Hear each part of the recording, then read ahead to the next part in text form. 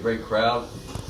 Students were awesome. They came to support our team, and it was a fun atmospheric college basketball game. Long Beach played a terrific game. They really came to play. They played hard and made some tough shots, especially early in the game. So give them credit. They really played well tonight and took everything we had in the second half to pull the game out. What was it about their defense? It was kind of funky that was giving you guys problems in the paint in the first half? Well, we turned the ball over a few times early, uncharacteristically, and then we had to share the ball. We missed some wide open shots. And Boogie started 0 for 4. Then he missed 14 straight going back to the last game. He finally got a couple clean looks. And Isaiah did a good job of finally finishing the lane and dominating the paint. So it wasn't anything funky. I think Long Beach just played really hard and played really well. Do you feel like the team has relaxed a little bit the last couple games and just not come out with the same intensity? Well, I think when we get a lead, so that when we get a lead sometimes, we relax a little bit on the defensive end. You saw that Chavez got a transition basket, it was Isaiah Mobley. Boogie threw it to Isaiah Mobley, and they threw the ball in and dunked it to the other end. I had to call timeout. Well, that's called relaxing. We don't really think that's a good solution to winning basketball games. So I had to call timeout. So yeah, there are certain times where we've relaxed, and it probably cost us 6 or 8 points tonight. What was the difference for the team coming out with a 14-0 run to start the second half? Well, we made our point at halftime with the coaching staff, and we moved on. And they did a good job of coming out with some passion and some defense and rebounding. And then usually the offense flows from the defense. If you can perform at one end, what happens is that you can't let your offense, if you're not making shots, affect the other end. You can't let your offense affect your defense. Whether your offense is going well or not so well, you still have to give consistent effort on the other end of the floor. Coach, 18 turnovers in that Eastern Kentucky game and then 9 in the first half today. Seemed to settle, down. Well, we did a good job in the second half, other than the last minute and a half where I think we had 3.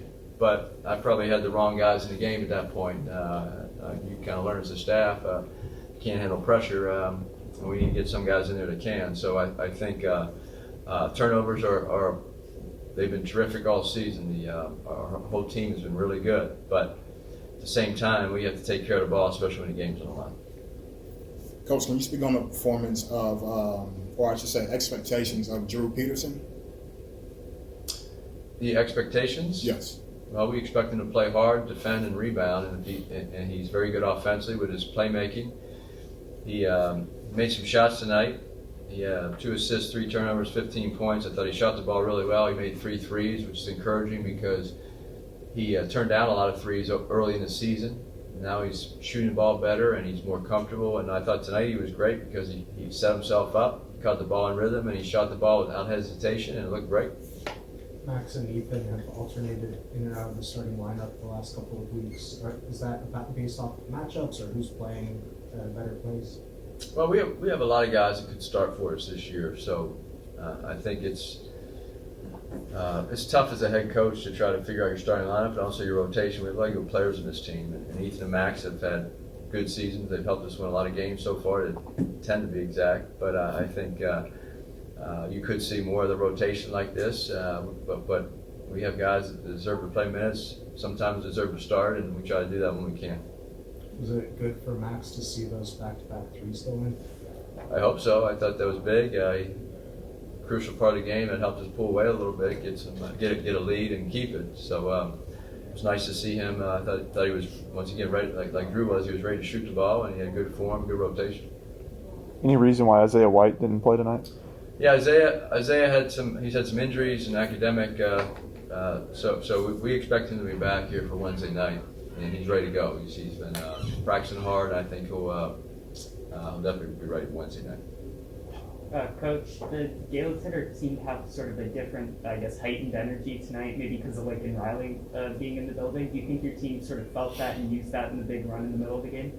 Well, I think our marketing team did a great job of getting students here, and we're really appreciative of the students. We were 9-0, ranked top 15 in the country, and we've had really good student support all season, so it's great to see them on a Sunday afternoon during final exams come out and support our team. And I thought the season ticket holder showed up today, and I thought it was a terrific atmosphere, a lot of energy. And this is a really incredible home court advantage if we can get that energy every game. And I think our players certainly appreciated it, and I thought it was fun for everybody. Andy, talk about your impression of this team. 10 games in, you're 10-0. Have they met your anticipation or your expectation level so far? Well, you can't be too upset if you haven't lost yet. So there's some things that as coaches you always want to clean up and get better. But that's part of our job is to keep developing our team and individual players. So we're very thankful for their defensive intensity. No team has shot over 40% on the year from the field against us, which is, think about that, it's pretty good. And last year we were I think we led the Power 6 conferences in field goal percent defense, and we're top 5 or 6 overall in defense in the country. So that is a goal of ours, to be an elite defensive team. We're not there yet. We are sometimes, but like I said, we have a long season ahead of us. So we're happy with our team. We're excited because we are 10-0, and we're excited about how they've been playing together. But you can't take any game for granted. As you saw in the first half tonight, we're tied at halftime, and you can't take it for granted. You have to go out and perform and play as hard as you can as a team every night. Isaiah had another 20-point performance, another double-double, and we haven't even talked to him 6 minutes into this press conference. Is he approaching the impact that Evan was making last year, where it becomes routine for him to perform at a high level like that? Well, Isaiah Mobley is a terrific basketball player. He's developed on a path from his freshman year to last year. He was huge for us last year. And this year you see he's stronger. He's a better shooter.